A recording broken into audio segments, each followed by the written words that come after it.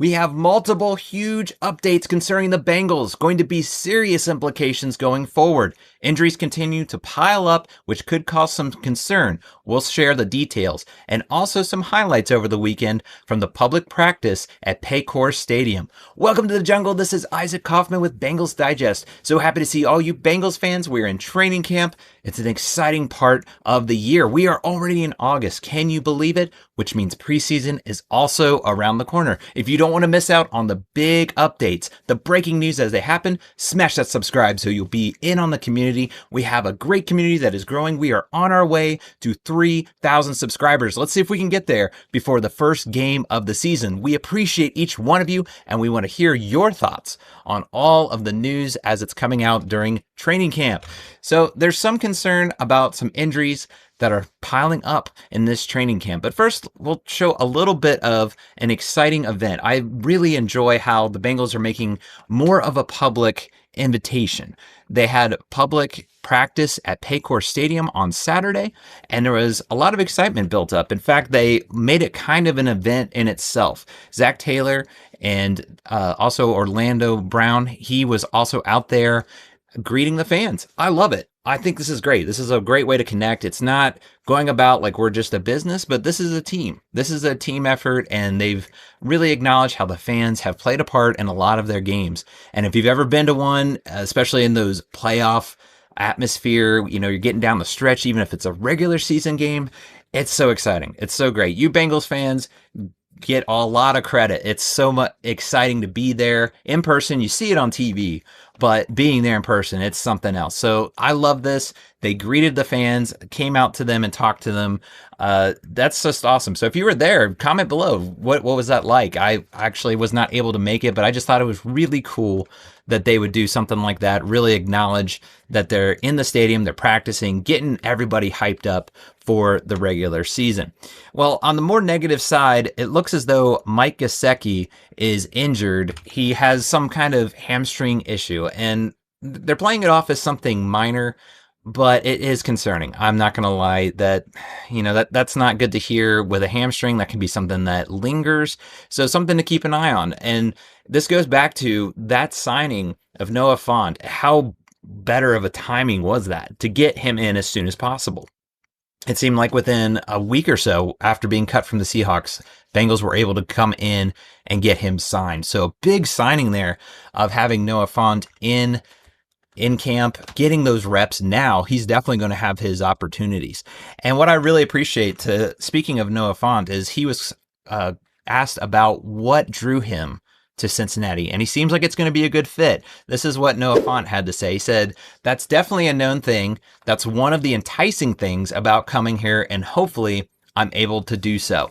But first and foremost, it's help the team win." So they were asking him about the opportunities, about maybe being that guy that's going to make plays, and he's bringing that out. It was enticing to him, but having all that talent, having this team that can go to the playoffs, that's big. He seems like a team first kind of a player. I'm all for it.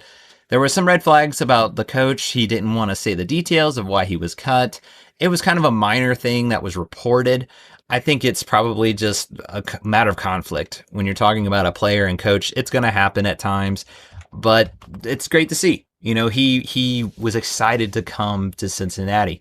And there was a breakdown actually recently that the contract, a lot of that, the Seahawks are still on the hook for. So another update on that is the most out of incentives is around the $4 million. They have been kind of keeping that under locks. It's still reporting, but we'll be sure to share that with you once we find out confirmation. But that's big. And I was saying as much in an earlier video when there was the thought of Noah Fant coming on. If you could get this guy for $5 million, 1-year contract, why not? That's a no-brainer. And it sounds like that's what happened. So a big win. Again, I'm just going to continue to say positive things about getting this guy in. It's not really much of a lose-lose situation. It's more of a win-win. It's a win for him. He's able to come and be on a winning team. He's able now, with Gesicki having the injuries, to get more reps. You never know. He might turn it up and could be more of a starter, depending on Gesicki and if he has that lingering injury going on. So all around, just great news on that end. that they were able to get this guy on the team as early as they did. Another injury is Amarius Mims. This one is a little more murky. They have not said exactly what the injury is, and that's what kind of concerns me a little bit. They're not coming out and saying what exactly it is, but he has been quoted to say he's fighting through it. Now, he's saying he's going to fight through it, but the thing that's concerning is that he was not practicing for a few days there at training camp, and Jalen Rivers actually is one that was spotted getting those reps. So another guy to keep an eye on. You got Gesicki, you got Amarius Mims, possibly going to have some kind of lingering injury going on. Hearing fighting through, that's not something you want to hear. Maybe it is something minor and it's just fighting through it early on, but something to keep an eye on. These are things that by the time the season starts, it's just a thing of the past. They're healed up, they're ready to go, and I'm all for rest these guys. This is training camp. We don't need to push them through, but again, keep an eye on it. Hopefully it's just something that, like he said, he can fight through it. Another big thing in camp that was on Saturday is Taj Brooks. He was showing some signs of the running back that they were hoping to get when they drafted him. So if you were there, I'm really curious to hear your thoughts. Comment below, because they were saying he was just showing that speed. He was really showcasing that talent, blocking and so on and so forth. And this is a quote coming from one of the scouts showing that excitement for Taj Brooks and why they drafted him. This is Andrew Johnson, one of the scouts. He says, if Samaje goes down, he can be a pass protector. If Chase goes down, he can carry the ball 20 times if we need him to. He is a jack of all trades type of player. Love it, love it, love it, especially with the cutting of Moss recently, who is kind of that stable, supposed to be backup, but with that injury that he suffered, it seems like it was more severe, unfortunately. I'm all for this stuff. So if Brooks can come in and just be that jack of all trades player, let's go. I mean, that is going to be such an underrated position when the season starts. You don't hear much about Chase Brown as it is, but I think Brooks is going to surprise some people. Give him the chances. He's not going to just blow it up, I don't think. He possibly could, but I think he's just going to come in and surprise people, like the scout talked about there, that if Chase Brown needs a rest, if he goes down or something, he can run the ball. If Samaje Perine, who's that third down back, kind of that blocker, he could swing out if he needs to and be kind of that receiver, he could step in there. And he's showing it so far in camp. So a lot of excitement is building around the 6th round pick that they got, who was a steal. I mean, 6th round pick for a guy that possibly could earn the ranks of moving up to being a backup to Chase Brown. Right now, I think he's a solid 3. He's got a lot to prove. You know, go out there and showcase what you can do. But I'm excited to see what this guy can do, especially the feedback of his speed.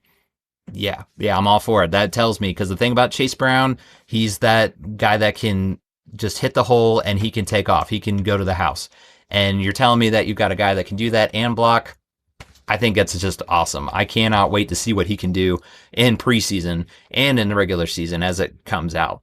One other player to kind of note is a guy for good reason. He's been getting a lot of negative in the offseason, but Shamar Stewart actually has been seen a lot, and for good reason, deflecting passes. On Saturday, he actually had a sack and he had a pass deflection. And previous training camps, he has been getting multiple deflections.